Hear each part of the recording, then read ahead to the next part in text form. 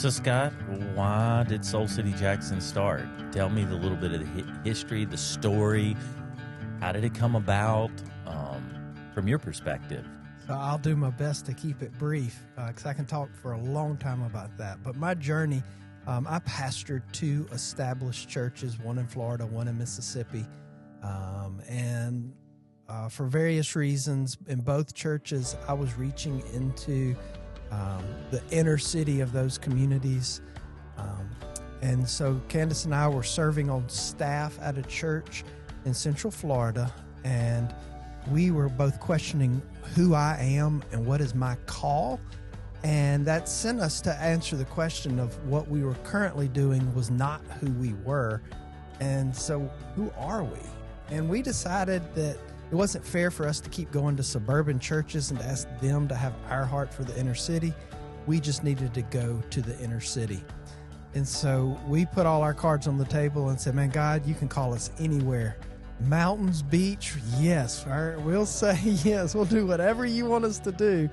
And one day God nudged and he said, what about Jackson? And so I got pumped and I went home and I looked at Candace and I said, sweetie, what do you think about us going home, going back to Jackson, about starting a church there that's multicultural? And she looked at me and said, Jackson? Of all places that we could go, you want to go to Jackson?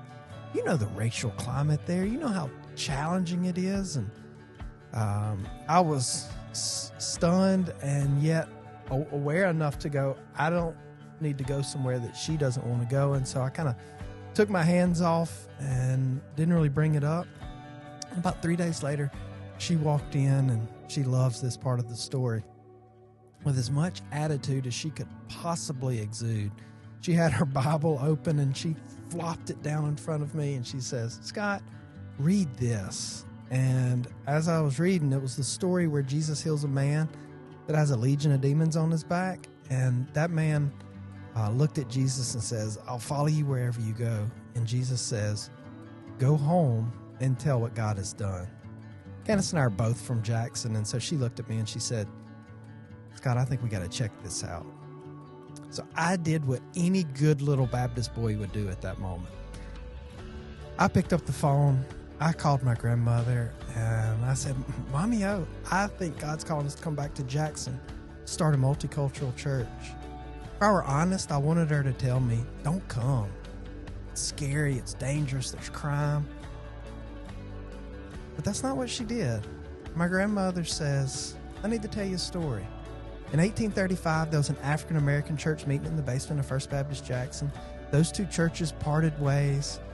She said, your great-great-grandfather gave the land to that African-American church. And that African-American church named the church in his honor, and that was Mount Helm Baptist Church. And his name was Thomas Helm. It was named after him.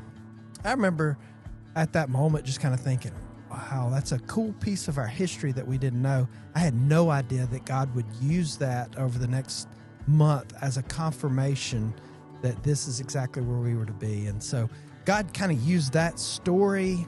And honestly, since we've been here, that story has become a major part of connection and connecting even with Mount Helm and CJ Roads to pave the ground for why we're here. We say that God started something in our family's life over 200 years ago. He continued in the life of my grandmother that he gives us the opportunity to be a part of today. As we narrowed in on the neighborhood of Midtown, I picked up my grandmother in the minivan and started driving around Midtown.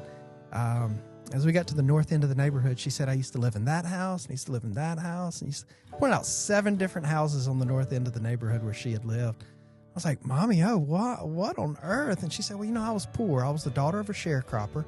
Millsaps was offering some free classes, and so she was taking those classes, and she was living with the wife of a soldier fighting in World War II. And when that soldier would come home, she had to find a different house. And so we have all these connections that we had no idea about that God has used to confirm our reason and purpose for being in Midtown.